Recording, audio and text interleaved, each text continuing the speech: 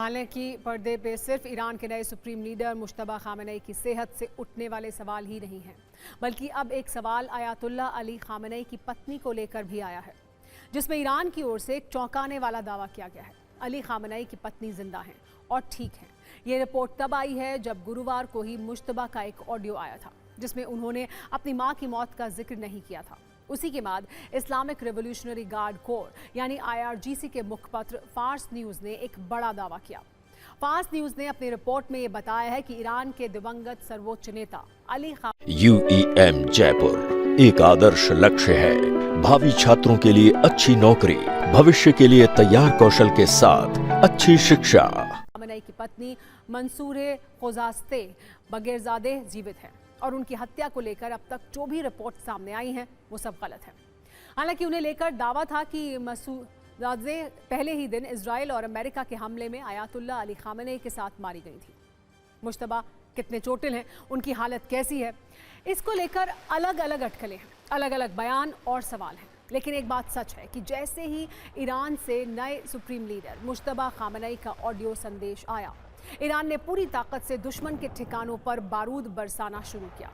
अरब में अमेरिकी ठिकानों पर हमले हुए, तेल अवीव को टारगेट किया गया, हॉर्मुज स्ट्रेट में घेराबंदी मजबूत की गई। यानी अमेरिका और इजराइल को फंसाने की तैयारी पूरी ताकत से हो रही है। ईरान के इस बारूदी प्रहार की पूरी वीडियो कुंजी आपको दिखाएंगे, लेकिन पहले इस युद्ध के आज के 7 बड़े अपडेट जान लीजिए। पिछले 24 घंटे से ईरानी सेना बहुत आक्रामक है। अरब में मौजूद अमेरिकी बेस पर हमले कर रही है। अब तक 6 देशों में 17 अमेरिकी सैन्य बेस पर हमले किए गए हैं। इजराइल में ईरान का सबसे बड़ा टारगेट तेल अवीव है, जहां कई मिसाइल और ड्रोन हमले हुए हैं, जिनमें से कुछ को एयर डिफेंस सिस्टम ने इंटरसेप्ट किया है और कुछ को वो इंटरसेप्ट नहीं कर पाया है। इन हमलों ने इजराइल की चिंता बढ़ा दी है। ईरान ने इराक के एक फ्रेंच बेस को टारगेट किया। वहीं UAE पर भी ईरान ने ड्रोन और मिसाइल बरसाए। दुबई में कई जगह हमले हुए, 10 ड्रोन मार गिराए जाने की भी खबर आई है।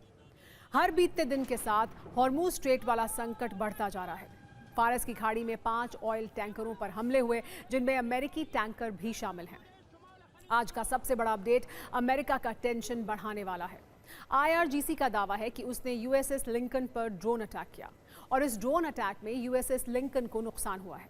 अमेरिका और इजराइल किसी भी कीमत पर ईरान की सैन्य ताकत खत्म करना चाहते हैं, इसलिए आज भी तेहरान समेत कई शहरों पर मिसाइल और ड्रोन अटैक किए गए हैं। इजराइल का मिलिट्री एक्शन लेबनान में हिजबुल्लाह के खिलाफ भी जारी है। बेरूत में IDF की विध्वंसक स्ट्राइक हुई है।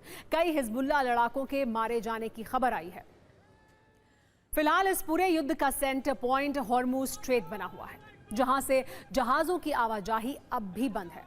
अमेरिका की लाख कोशिशों के बाद भी ईरान यहां जहाजों को टारगेट कर रहा है। अब तक 16 ऐसे जहाज हैं जिन पर हमला हो चुका है। ईरान ने फारस की खाड़ी में अमेरिकी ऑयल टैंकर पर हमला किया। इसका वीडियो भी सामने आया है। हमले के बाद जहाज में जोरदार धमाका हुआ और आग लग गई।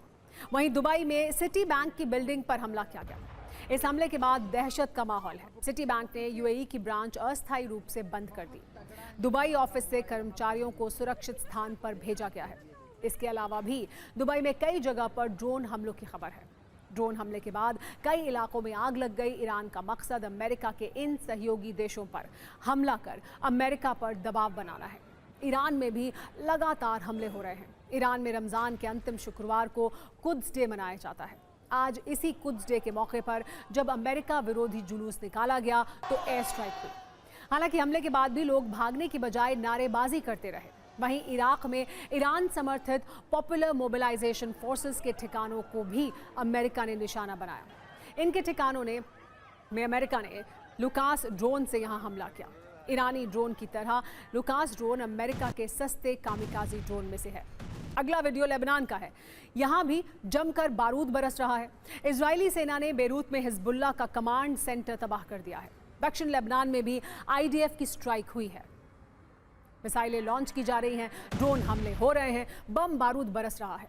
इन सब के बीच दोनों तरफ से धमकियां भी लॉन्च की जा रही हैं। अमेरिकी राष्ट्रपति ट्रंप ने एक बार फिर युद्ध में जीत वाला दावा किया है। उन्होंने ट्रुथ सोशल पर एक लंबा चौड़ा पोस्ट लिखा, जिसमें दावा किया गया है कि ईरान की नेवी, एयरफोर्स और लीडरशिप सब कुछ खत्म हो चुका है। अब ईरान के पास कुछ नहीं बचा है, यानी ये युद्ध हम जीत चुके हैं।